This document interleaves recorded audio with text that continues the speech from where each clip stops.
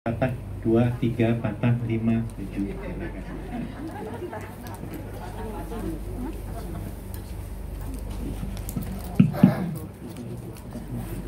Silakan. Assalamualaikum warahmatullahi wabarakatuh. Waalaikumsalam warahmatullahi wabarakatuh. Bismillah, alhamdulillah, salatu wassalamu ala sayyidina Rasulullah wa ba'du.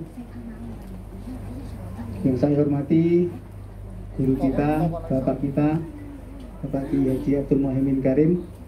Semoga beliau dipanjangkan umurnya, diberikan Amin. sehat, dan juga seluruh keluarganya diberikan keberkahan. Amin. Yang saya hormati Bapak Haji Abdul Aziz beserta Ibu yang selalu mendukung kami, dan juga seluruh panitia dan juga seluruh peserta kelas masjid Tungjung rahimakumullah. Kami di sini mengundang panjenengan untuk pertama memperingati Maulid Nabi Rasulullah SAW. Kemudian yang kedua yaitu dalam rangka Milad Posmi yang ke-13 tahun. Semoga dengan acara ini Posmi menjadi lebih berkah, lebih bermanfaat, ya. Juga saya mengucapkan terima kasih kepada panjenengan semua atas antusias panjenengan mengikuti acara. Kemudian yang ingin saya sampaikan, apabila panjenengan yang belum tergabung di grupnya Santri Posmi, ada yang belum tergabung? Nah, nanti panjenengan inbox saya, tahu nggih nomor saya nggih? Panjenengan tergabung di grup Rihlah nggak? Yang tadi pagi ngupload, maaf nggih, panjenengan nanti jangan lupa foto apa? Nah, itu tadi itu saya. Nah, yang meminta panjenengan untuk upload tes rapid test antigen itu saya. Bagi yang belum tergabung di Santri Posmi, silakan inbox saya, nanti saya gabungkan gratis. Bonusnya apa? Bonusnya surga. Amin. Jadi demikian teman-teman sekalian, untuk memperingkat waktu, mari kita dengarkan tausiah dari Bapak. Kata beliau, silakan Bapak. Assalamualaikum warahmatullahi wabarakatuh. Waalaikumsalam warahmatullahi wabarakatuh. Ada kursi tapi saya masih kuat. Assalamualaikum warahmatullahi wabarakatuh. Waalaikumsalam warahmatullahi wabarakatuh. Alhamdulillah, nahmaduhu wa nasta'inuhu wa nastaghfiruh wa na'udzu billahi min syururi anfusina wa min sayyiati a'malina. May yahdihillahu fala mudilla lahu wa may yudlil fala hadiya lahu. Allahumma shalli ala sayidina Muhammad wa ala alihi wa ashabihi ajma'in, amma ba'd. Amin. Saya ingin menukil dari kata-kata Imam Asy-Syafi'i radhiyallahu an. Orang yang suka rihlah itu apa, Bu? Jalan-jalan, bepergian, ya. Ya, sesuai dengan Al-Quran disebutkan. Tadi saya di base juga bicara sedikit. Dikatakan dalam Al-Quran, Qul siru fil ardi fanduru. Berpelesiranlah kamu, berhijrahlah kamu, bergeraklah kamu, berjalan-jalanlah kamu di atas muka bumi ini, fanduru, kemudian perhatikan sekeliling, kiri kanan depan belakang kita. Ayat Al-Quran ini luar biasa, Ibu, ya, telah banyak memberikan manfaat yang luar biasa kepada kita sekalian. Orang yang suka bergerak, orang yang suka berjalan, orang yang suka merantau kayak kita ini, ya, orang yang suka apa lagi, jalan-jalan, ya, itu insya Allah barokah. Amin. Pasti barokah, ya. Amin. Coba panjenengan kalau tidak bergerak, terbang ke Hongkong ini, kira-kira di kampung pernah ngerasakan naik kapal terbang apa enggak tuh? Duit yang dipegang kira-kira duit real atau dolar atau rupiah? Rupiah. Di sini Durah. banyak manfaatnya, Bu, banyak sekali, ya. Maka kita harus sering bergerak, diantaranya adalah program Posmi pada hari ini, Rihlah. Maka dalam kesempatan ini saya ingin menyampaikan pesan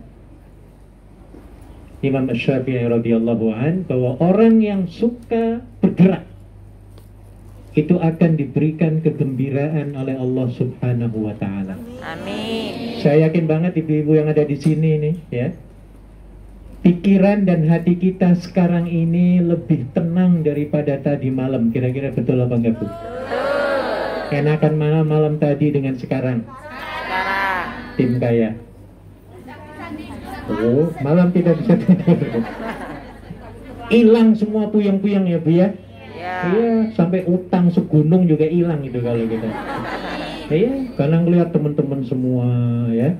Maaf ibu sekalian, saya kalau keluar dari rumah jalan aja, pokoknya jalan saya, ya. Saya jadi semangat. Kenapa saya semangat? Ketika saya melihat di jalan-jalan masih ada orang sudah tua umur 90 tahun ya, Bu ya, masih dorong-dorong apa itu? Kardus, ada yang luar biasa, Bu. Akhirnya saya dalam diri saya itu bicara, saya masih muda ini kok malas-malas, gitu loh, Bu, ya. Jadi melihat pemandangan seperti itu, kita jadi tambah apa, Bu? Semangat dalam hidup ini, semangat, ya. Harus semangat. Orang 90 tahun aja masih kerja ya, Bu ya. Apalagi kita yang baru berapa, Bu. Nah, ya. Jadi dengan sering keluar ini, insya Allah akan dapat memberikan kegembiraan, kesenangan, kesemangatan dalam hidup ini. Amin. Semua orang-orang yang maju, termasuk Nabi Muhammad, orang yang hebat-hebat, itu mereka hidupnya itu nggak mau tinggal di kampung aja, di desa itu aja, takut nyebrang ke kecamatan lain itu sudah takut gitu. Ada nggak orang kayak gitu, Bu? Ada. Ya mungkin ada. Takut kesasar, takut kelaparan, takut ini, takut itu. Kita bersyukur ya, Bu ya, sudah mental sampai di mana, Bu? Di Hongkong pengalamannya luar biasa loh, Bu. Pengalaman di PT, wah di situ training ibu-ibu sekalian. Ada nggak yang di PT itu 2 bulan, ada nggak? 3 bulan, 4 bulan, Ada. 5 bulan, ada 6 bulan, setahun. Ngomong tadi setahun ada. Hampir. Wah ini luar biasa, Bu. Pengalamannya ya, Bu ya. Anda telah dilatih menjadi orang paling hebat dan paling sabar loh, Bu. Amin. Menteri-menteri belum tentu sukses loh, Bu, kalau dimasukkan ke PT, Bu ya. Ya. Kabur apa enggak kalau menteri-menteri? Enggak Enggak sabar. sabar, Bu. Kabur ya, Bu ya. Kita luar biasa. Termasuk saya juga begitu. Saya dari mulai tamatan SD itu nggak betah di rumah saya, Bu. Ya, kampung saya di Cirebon. Tahu Cirebon, Bu? Ya. Pernah dengar, pernah liwat. Nah, ya. Tamat SD, pengen nyebrang, pokoknya keluar dari kabupaten, kecamatan itu. Akhirnya saya ditendang, bukan tendang, dikirim ya, diantarin ke jauh, ya, ke Bekasi. Bekasi itu di mana? Ya, pinggiran Jakarta, ya. Mondok di situ, Bu, 6 tahun, ya, sanawiyah aliyah. Ya, di situ training lagi, pelatihan luar biasa, hidup mandiri, nyuci sendiri, makan sendiri, masak sendiri, semua tidurnya sendiri. Ya, harus mau nangis sendirian, pokoknya dilatih di situ. Ya, sudah 6 tahun di situ, nggak betah lagi di situ, Bu. Ya, pengen keluar negeri. Nah, ini ya, tahun 84 saya terbang. Ya, tahun 83 saya selesai aliyah. Jadi ketika saya di pondok pesantren itu, saya orangnya itu nggak pernah pengen duduk diem tinggal itu, saya nggak betah, ya. Jadi saya itu orangnya suka jalan, ya. Tahun 84 saya alhamdulillah diterima kuliah di luar negeri, ya. Ketika kuliah, setiap liburan itu, Bu, ada namanya liburan musim panas kalau Timur Tengah itu ya. Yang disebut sebagai summer vacation, ya. 3 bulan liburan itu, kuliah itu 3 bulan, 4 bulan liburan. Mulai bulan Syawal,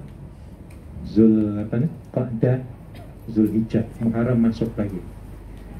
Ketika liburan itu nggak betah di kampus tuh, di asrama nggak betah. Akhirnya saya cari kasak kusuk gimana supaya jangan sampai diem aja liburan ini, ya. Saya cari informasi, tahun 85 saya terbang ke Arab Saudi ya untuk menjadi guide haji. Oh, diterima Bu. Diterima Bu. Saya pada tahun 85 pertama kali menunaikan ibadah haji sambil jadi guide. Saya nggak jadi guide gini. Ya, kalau guide haji umrah kan beda ya Bu ya. Ya. Jadi lebih berat sekali. Situ mulai lagi ya. Akhirnya setiap tahun Bu, saya bergerak terus ya. Dan saya mengisi kekosongan 3 bulan setiap tahunnya itu, saya mengutamakan di Makkah dan Madinah. Ada teman-teman saya yang geraknya ke Eropa, ke Amerika, ya, kalau liburan 3 bulan itu ya. Ya sambil kerja maksudnya, ya, sambil cari duit, cari pengalaman dan lain sebagainya. Nah ini, jadi orang yang sering bergerak, insya Allah banyak berkahnya. Amin. Al-harakah barokah. Ya, al-harakah, orang yang banyak geraknya itu insya Allah akan membawa keberkahan. Amin. Termasuk panjenengan ya bergerak pagi-pagi, mungkin malam tadi nggak bisa tidur takut keting. Iya, punya ngantuk-ngantuk di jalan sampai di sini melotot ya Bu ya, ketemu Ya. gitu semua dengan teman-teman semua ya. Iya, timbul kesemangatan ya, hidup ini harus semangat ya Bu ya, harus bergerak. Harus loh Bu, kata Nabi ya, kun fid dunya ka'annaka gharib. Jadilah Anda itu hidup di dunia ini seperti gharib, orang asing, seperti traveler. Tahu traveler tuh? Seperti turis. Jadi turis itu bergerak terus ya Bu ya. Ya. Oh, bergerak, akhirnya kembali lagi ke rumahnya ya. Ka'annaka gharib aw 'abiru sabil, atau yang suka nyebrang jalan, nyebrang negara ya Bu ya. Ini jadi pesan Nabi luar biasa ya. Tadi saya katakan orang yang suka travel, bergerak, berjalan akan dapat menghilangkan stres, apalagi puyeng, mumet ya Bu ya. Iya, yang saya rasakan seperti itu. Jadi keluar rumah harus memperhatikan sekeliling kiri kanan kita ya Bu ya. Yang tadinya kita males, kita ngelihat orang sebelah kiri kanan, ya Allah rajin-rajin orang sini ya. Yang tadi saya katakan umurnya sudah 95 tahun, masih gotong-gotong apa Bu? Kardus, gotong sampah, gotong, pokoknya mereka nggak mau diem. Dan itu sebenarnya akhlak Islam ya, ajaran Islam. Dalam Islam itu nggak ada istilah pensiun Bu. Nggak ada istilah apa? Pensiun, harus gerak terus. Pensiun ya mati. Pensiun kita ya detailnya namanya almarhum. Kalau perempuan, ini kayak beliau ini luar biasa ini. Ini luar biasa loh, saya salut dengan beliau. Iya, lebih senior daripada saya, tapi wah jalannya juga kuatnya luar biasa. Ini Pak Haji Aziz ya. Ini beliau kalau hari Minggu nggak mau diem itu. Jadi nolong-nolong kita terus, dan ini hebat ini ya, dapat pahala, dapat menyehatkan kita sendiri ya biar nolong teman dan lain sebagainya. Oke, jadi yang pertama akan dapat menghilangkan stres ya, menghilangkan kejumudan kalau kita suka refleks seperti ini. Yang kedua, ibu-ibu sekalian, kata Imam Syafi'i, akan mendapatkan banyak teman. Coba kalau minggu kemarin panjenengan ngumpulnya berapa orang Bu? 2 orang, 4 minggu. Ini nggak ngumpul yang kenal, yang bareng-bareng duduk. Ya paling 4 orang Ibu ya. Sekarang ada berapa Bu? Banyak. Nah makanya tolong kesempatan ini ya Bu ya. Ketika Anda sudah tempel-tempelan duduk bareng-bareng ini loh, tolong kenalan Bu. Kenal apa enggak dengan sebelah-sebelah ini? Ini dengan ini kenal enggak? Ini sebelah ini. Rugi panjenengan tuh. Tolong kenalan sekarang, ayo. Namamu dari mana? Namamu dari mana? Namamu siapa, dari mana ya Bu ya? Iya. Loh ini banyak temen loh Bu. Dan Nabi menyuruh. Ternyata dalam surat Az-Zumar ibu-ibu sekalian, orang yang mau masuk surga itu bukan sendiri-sendiri loh Bu ya. Disebutkan dalam surah Az-Zumar, wasiqal ladzina ittaqaw rabbahum ilal jannati zumara. Orang-orang yang bertakwa itu semuanya nanti akan digiring ke surga secara berkelompok-kelompok. Amin. Jadi insya Allah yang kita pada hari ini ya Bu ya, akan dipimpin oleh, saya minta Pak Haji Aziz nanti yang mimpin ke surga nanti ya Bu ya. Amin. Diwakili oleh Pak Ketua ini insya Allah ya. Iya, jadi bukan sendiri-sendiri, maka cari teman sebanyak-banyaknya. Orang yang banyak temannya indah di dunia dan di akhirat. Amin. Iya, makanya Bu harus gemar hobi berteman ya Bu ya. Harus Bu. Dan saya sering dinasehati. Waktu saya kuliah Bu, saya sering dinasehati. Bunyinya begini. Kalau Anda itu ingin hidup bahagia, carilah teman sebanyak atau minimum 3.000 orang. Berapa Bu? 3.000 orang. Berapa ribu? 3.000 orang. Panjenengan yang ingat temanmu ada berapa dalam kepalanya? Wah, apalagi kalau sudah 3.000 lebih punya teman Bu. Hidup di kos WB, teman kita ada 3.000, enak apa enggak Bu? Enak. Enaknya luar biasa. Di pasar tukang sayur kenal semua Bu. Iya. Kenal semua, namanya kenal semua loh tukang sayur itu. Enak apa enggak? Enak. Enak. Supir teng-teng kenal, klinik kenal, supir MTR kenal, orang KJRI kenal semua ya. Orang agensi kenal semua. Oh enak Bu hidup ini. Iya. Kemana-mana kita jalan, assalamualaikum ya, dihormati, diuluki salam Bu. Jadi keuntungan kita mengikuti rehla ini ya, diantaranya adalah untuk memperbanyak apa tadi? Saudara. Teman, sahabat ya Bu ya. Karena kalau Anda punya teman dan teman-temannya baik semuanya, lalu Anda mau buka warteg, kira-kira laku apa enggak Bu? Laku.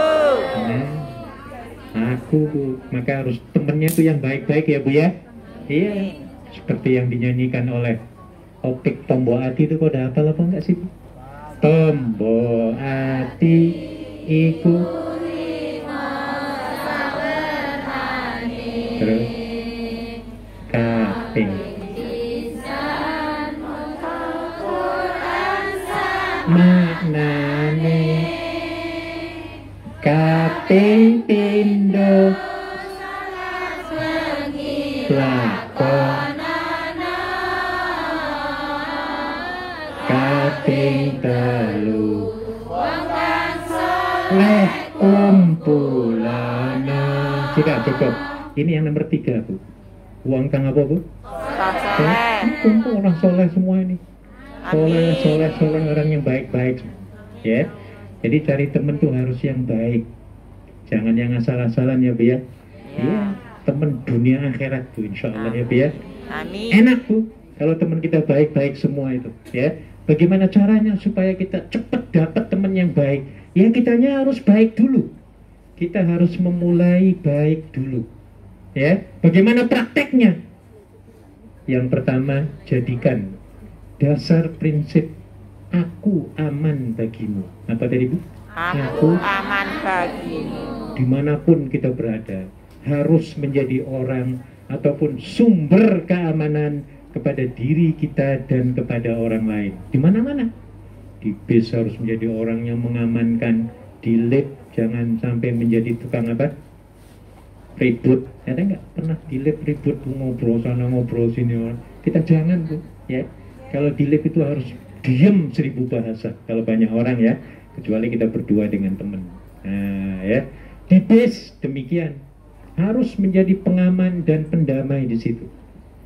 Jangan lagi di bis, sudah bisnya ada AC, tiba-tiba kita mengeluarkan dinamit yang ambunya itu 5 macam.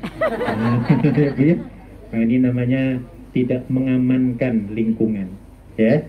Jadi dimanapun kita berada harus dapat mengamankan diri dan orang lain. Bagaimana caranya? Nabi memberikan cara Bu, supaya banyak teman ya, tidak menyakiti orang ya, orang senang semua dengan kita ya. Yang pertama adalah kendalikan lisan. Apa Bu? Kendalikan lisan. Anda kalau dapat mengendalikan lisan, hidupmu akan enak Bu. Yang jadi masalah itu sekarang adalah sulit mengendalikan apa, Bu? Lisan, ya. Satu hari disakiti, tiba-tiba kita membalas dengan dua kesakitan. Wah, ini akhirnya perang, ya. Jadi menerima apapun, ya, yang tidak menyenangkan kita kendalikan, ya. Istilahnya itu bawalah lakban kemana-mana ya Bu ya. Iya. Ada orang marah, yang paling bagus diem. Kalau mau ngomong yang bagus-bagus. Maka ada istilah, silent is golden, to speak the truth is diamond. Meng-mengah. Apa artinya Bu? Diam itu emas. Dan berkata yang baik-baik itu apa? Panjenengan mau pilih mana Bu? Ya dua-duanya. Kalau diemnya itu capek, dikatain orang gagu, misalnya ya Bu ya, ya bicaralah. Tapi bicaranya yang baik-baik. Kalau bicara yang baik-baik juga capek, ya diem. Diem lagi capek, ya bicara lagi. Nah, gitu loh Bu ya. Tapi bicaranya yang mendamaikan orang lain, ya. Senyum, bahasanya yang harus tensoplas. Masih ingat tensoplas? Tahu tensoplas? Pernah pakai tensoplas? Bukan itu yang saya maksudkan. Nah, tensoplas itu singkatan kalau kita berbicara ya, ya. Tennya itu tenang. Kalau ngomong harus tenang loh, jangan berasa gerusu ya Bu ya. Apalagi kasar, bentak-bentak. Nah, ini akan menyakiti orang. T-nya tenang, so-nya sopan. Ya, P-nya harus fasih. Harus menggunakan grammar loh kalau kayak ngomong bahasa Inggris itu, kita kalau bicara bahasa Inggris tanpa grammar itu kayaknya kok isin ya Bu ya, malu ya Bu ya. Iya, itu hebatnya tuh standar Inggris. Jadi kalau bicara bahasa Inggris harus pakai grammar, kalau enggak itu malunya luar biasa. Kalau bahasa kita kan sudah amburadul ya Bu ya. Iya, kita ngomong nih amburadul kadang-kadang ya Bu ya, nggak pakai kata bahasa yang rapi. Nah, maka harus yang fasih ya. Dan yang paling bagus di kita itu bahasa fasih adalah, apalagi yang kita semua ini kebanyakan orang Jawa ya Bu ya, gunakan bahasa kromo inggil. Sakit nih pembuatan panjenengan tuh. Insyaallah. Soal praktekkan ya Bu ya. Ada nggak suami istri yang berantem cakar-cakaran pakai bahasa kromo inggil? Nah, ini Bu ya. Maka saya yakin kalau panjenengan mulai ya dengan suami, dengan mertua, dengan siapapun lah ya, menggunakan bahasa kromo inggil, insya Allah akan damai Bu. Ini kan dari mulut Bu ya. Oke. Baik, jam berapa? Ya. Satu lagi pesan dari Imam Asy-Syafi'i radhiyallahu anhu. Kalau Anda suka rehlah, travel, maka Anda akan mendapatkan tambahan ilmu pengetahuan. Mesti itu Bu. Ya, termasuk pada hari ini saya juga dapat ilmu pengetahuan ya hari ini pagi. Kenapa? Karena saya ini pertama kali datang ke sini. Sama ya Bu. Dua kali ya. Nah ini ilmu ini. Kalau ada orang tanya, itu masjid di Tongchong itu sebelah mana? Oh tahu. Di jalan apa? Mawan. Jalan apa? Mawan. Tadi saya baca ya. Nah, alamatnya itu ya. Iya. Jadi ini juga ilmu pengetahuan. Iya. Tempatnya di mana? Oh itu dekat apa itu? Bulatan, roundabout. Ya. Ini juga termasuk ilmu. Jadi dengan adanya ya, Mawan, oh, ya betul. Mawan Village, nomor 6. Wah, kalau bila perlu diingat nomornya. Iya, kalau ini exit mana? Exit Tongchong ya. Nah, itu ini juga ilmu. Makanya panjenengan itu beruntung, ya. Apalagi nanti yang ada program misalnya ziarah dari masjid ke masjid, ya. Itu orang akan nanti kalau nanya, kita enak jawabnya, ya. Apalagi manfaatnya kalau kita berada di masjid seperti ini, kemudian dipoto, direkam, apalagi live sekarang ini, keluarga kita di tanah air, di Indonesia tahu, semua menyaksikan. Kira-kira senang apa enggak Bu? Senangnya luar biasa Bu. Anda akan diharumkan namamu. Ya, kalau di kampung kita itu kan yang namanya kerja di Hong Kong kebanyakan asumsinya negatif ya Bu ya. Iya. Tapi di sini kita dapat merubah insya Allah asumsi negatif itu menjadi positif.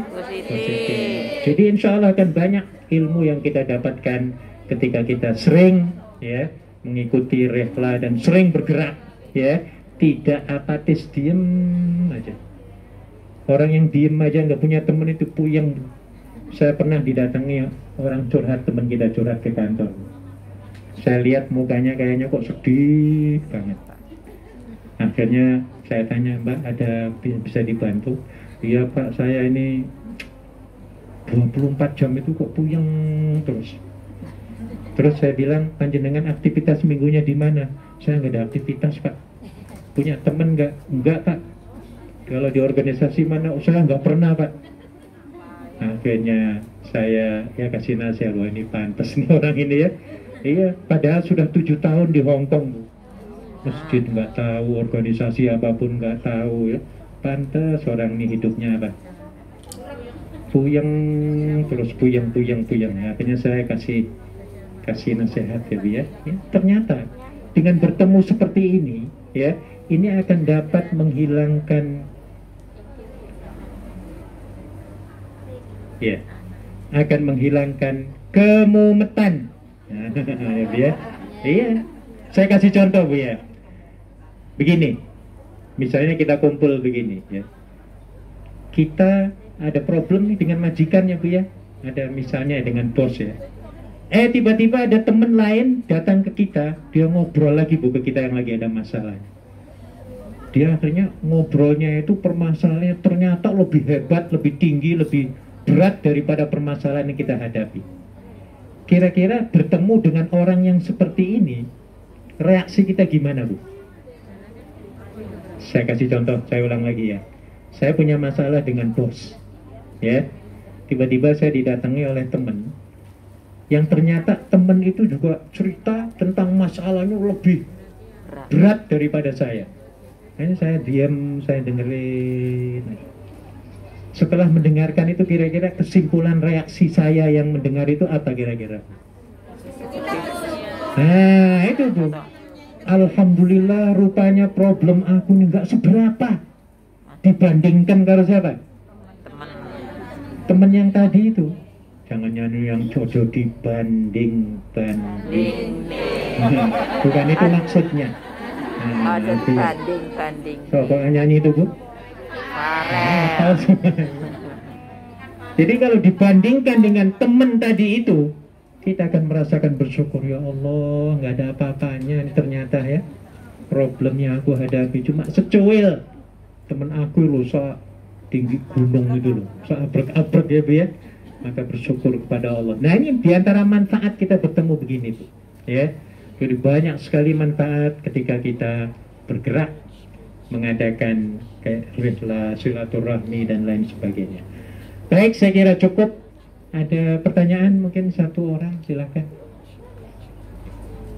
Bapak nanya. Iya. Iya Pak. Assalamualaikum warahmatullahi wabarakatuh. Waalaikumsalam warahmatullahi wabarakatuh. Iya Pak, saya ingin bertanya, bagaimanakah hukumnya apabila kita dalam kehidupan kita di sini sebagai seorang tenaga kerja ataupun helper ya, kadang-kadang kita meninggalkan sholat, bagaimana cara kita melakukan sholat yang tertinggal, membayarnya Bapak. Terima kasih. Assalamualaikum warahmatullahi wabarakatuh. Waalaikumsalam warahmatullahi wabarakatuh. Baik, yang pertama banyak-banyak istighfar ya Bu ya. Ingat bahwa Allah itu afuwun ghafur. Allahumma innaka afuwun karim ataupun ghafur ya.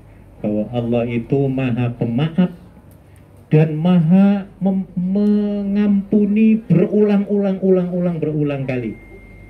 Nah itu yang pertama. Jadi kita beristighfar dan menyesal ketika itu ya, karena kita meninggalkan sholat yang fardu.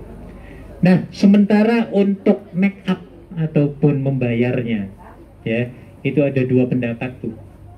Memang ada hadis Nabi yang mengatakan, kalau Anda sudah meninggalkan yang fardu-fardu sudah puluhan tahun yang lalu, ya, hadisnya mengatakan, maka upayakan Anda itu, ya, rajin melakukan yang sunnah-sunnah.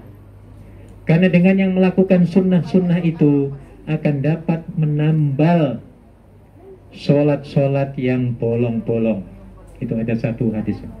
Nah, yang kedua pendapat ini, jadi artinya yang pertama tadi, udahlah karena kan sholat sudah banyak yang tertinggal, jadi nggak perlu dibayar ya Bu ya. Yang penting menambah apa tadi? Sholat-sholat sunnah ataupun ibadah-ibadah sunnah. Bukan sekedar sholat saja, bentuk ibadah-ibadah sunnah yang membantu temen, pokoknya banyak lah ya ibadah-ibadah sunnah. Yang kedua, wajib membayar. Kenapa? Wajib membayar. Hutang dengan manusia saja wajib bayar, apalagi berhutang dengan siapa? Allah Subhanahu wa ta'ala. Nah, lalu bagaimana teknisnya? Ini kadang-kadang yang masalah ya Bu ya. Panjenengan mungkin ada yang di Taiwan ya, sama sekali nggak sembahyang 2 tahun misalnya, pindah ke Singapura 2 tahun juga nggak sembahyang karena majikannya nggak ngasih ya, pindah lagi ke Jepang 2 tahun ya, ke Amerika 2 tahun ya Bu ya. Nah misalnya 2 tahun, ya sudah tinggal dikalikan saja Bu ya. 2 tahun itu berapa hari sih Bu? 1 hari berapa? 1 tahun berapa hari? 360 kali 2 700 berapa? 70 apa 80? Hah? 700? Wah, ini mana ahli matematika? 360 sajalah. Ini ya. 360 kali 2 berapa? 720. 720 itu kali 5. Ini mau waktu ya Bu ya. Nah, jadi ibu-ibu nanti teknisnya tinggal bikin jadwal saja Bu ya.